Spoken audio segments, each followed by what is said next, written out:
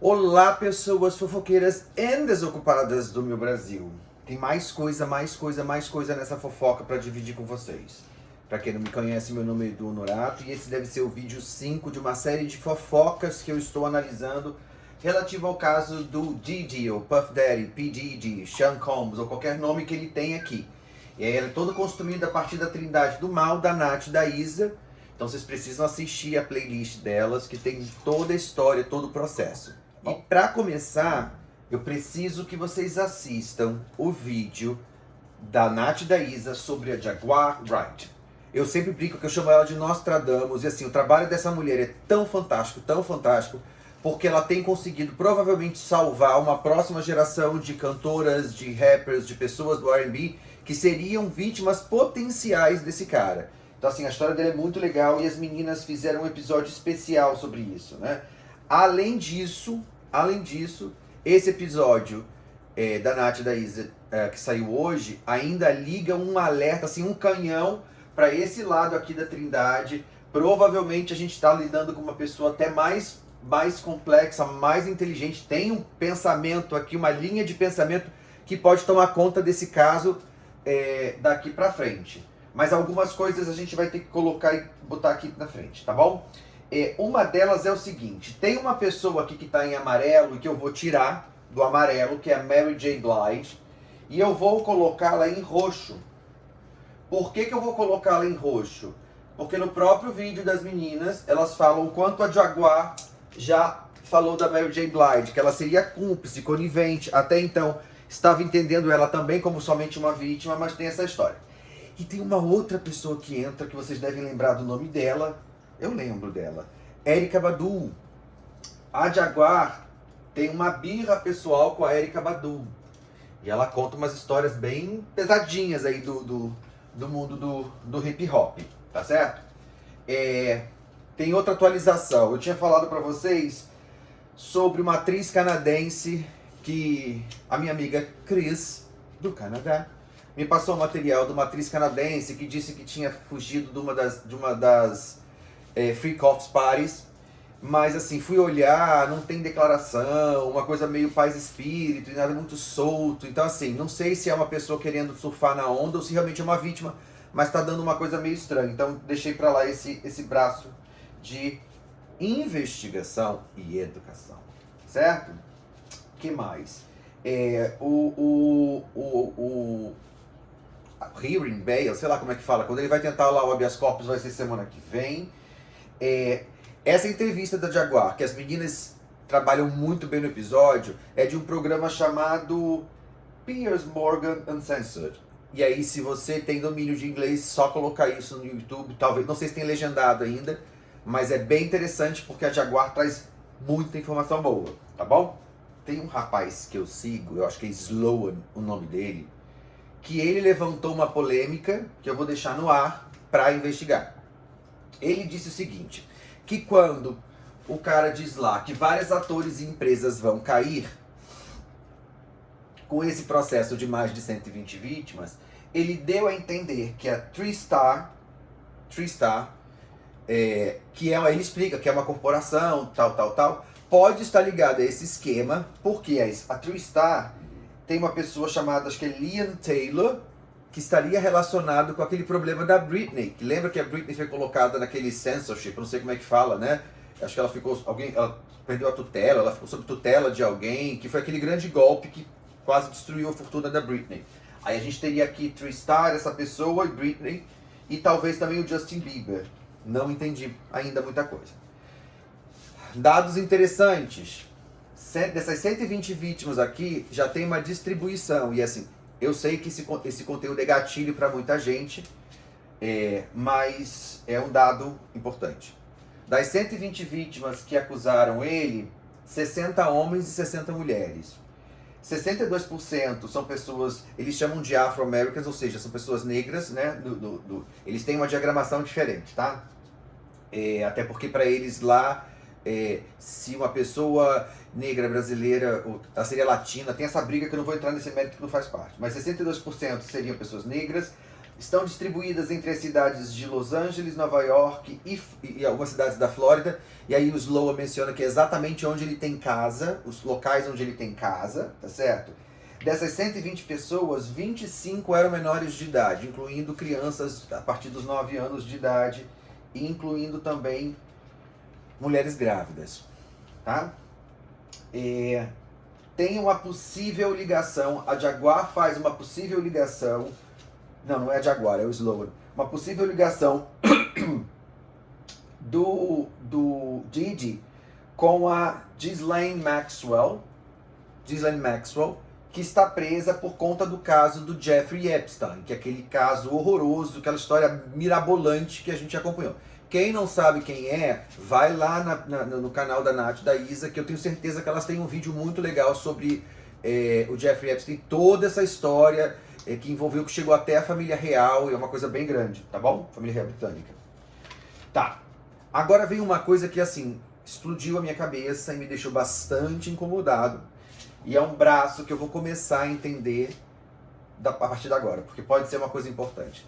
A Jaguar disse nitidamente que aquele movimento Me Too, aquele movimento grande que as vítimas vieram à tona e tal, que este movimento foi financiado pelo Jay-Z com o objetivo de colocar o R. Kelly na prisão. Mas não pegaram isso. Percebe que o movimento Me Too só pegava quem estava pra cá, não pegava quem estava aqui. Não é desmerecendo todo o trabalho, eu não conheço o trabalho, vou acompanhar. É claro que eu sei qual foi a campanha Me Too, mas eu não lembro quantas vítimas vieram à tona, eu não acompanhei porque não faz parte da minha realidade. Né? E que realmente pessoas foram acusadas e tal, mas que teria sido como uma jogada dessa ponta da Trindade para derrubar essa aqui, e que essa coisa que está rolando aqui agora com ele também é uma tentativa do grande vilão aqui derrubar uma outra parte e assumir o topo da Trindade do mal. Pronto. Agora as teorias da conspiração estão completas. Tem mais alguma coisa aqui? Não tem nada aqui mais. Senta que agora tem palestrinha. Ok, senta que vem palestrinha então. Vamos lá. Primeiro, não esquece, curta, comente, compartilha, clica lá no apoie-se, apoia. Mas vamos lá, vamos falar um pouquinho sério agora. O que esse mapa traz na cabeça, né? A gente está falando sempre de relacionamentos tóxicos, de relacionamentos abusivos, do que é isso, de como é que a gente consegue não cair nessas teias, né? Porque quando eu falo para vocês que muitas pessoas ali eu entendo como vítimas ainda, porque quando você cai numa teia dessas, numa teia de relacionamento tóxico, e todo mundo já foi vítima de um relacionamento tóxico, se você não foi vítima, a probabilidade de que você foi a pessoa tóxica também é muito grande, né? Mas vamos falar um pouquinho sobre essas relações para vocês entenderem. Meus bonequinhos sumiram, peraí. Então vamos pegar o Tutankhamun. Ai, se eu quebrar isso daqui eu morro. Isso aqui é lá... Foi nada não, palito. Isso aqui é lá uma máscara da Índia. Vamos lá. Quando eu tenho uma relação, eu tenho duas pessoas que estão se relacionando. Duas ou mais pessoas, não importa.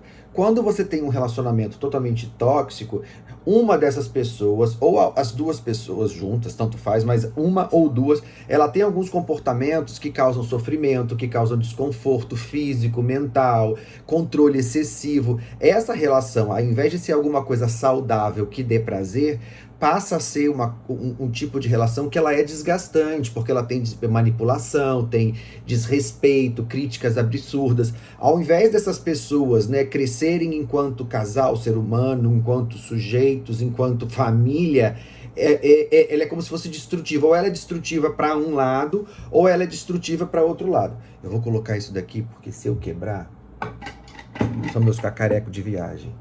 Aí depois eu fico assim, Paulo, quebrei. Aí ele tem que colar, que nem ele colou pra mim agora, tá? E aí, assim, como é que você começa a pontuar, a observar, a analisar? E a gente faz isso muito em consultório, né? Que é chegar pras pessoas e falar assim, olha, eu chamo de red flags, ou bandeira vermelha. Observa isso, observa esse comportamento aqui. Você começa a pontuar algumas questões que muitas vezes para a vítima ela não consegue perceber. E aí para vocês entenderem, quando a gente fala que a a Cassie Ventura ficou 10 anos nas mãos desse sociopata, tentando sair dali, ela não conseguia, ninguém consegue. E a gente vivencia isso em diversas escalas. Você tem isso em escalas de pessoas que não têm tanto dinheiro, mas que ficam presas numa relação assim doentia. Então, assim, são luzes para você ligar. Por exemplo, falta de respeito, esse controle excessivo de segurar, né, uma possessividade, um ciúmes patológico, e aí acaba escondendo esse ciúmes patológico com aquele pensamento de assim, mas é porque quem gosta cuida e tem ciúmes. Não, ciúme é posse, ciúme não é saudável. Ciúme não é amor, ciúme é posse, é propriedade. E não adianta disfarçar esse ciúme, porque eu amo você demais. Não, ciúmes é posse, tem que tomar cuidado.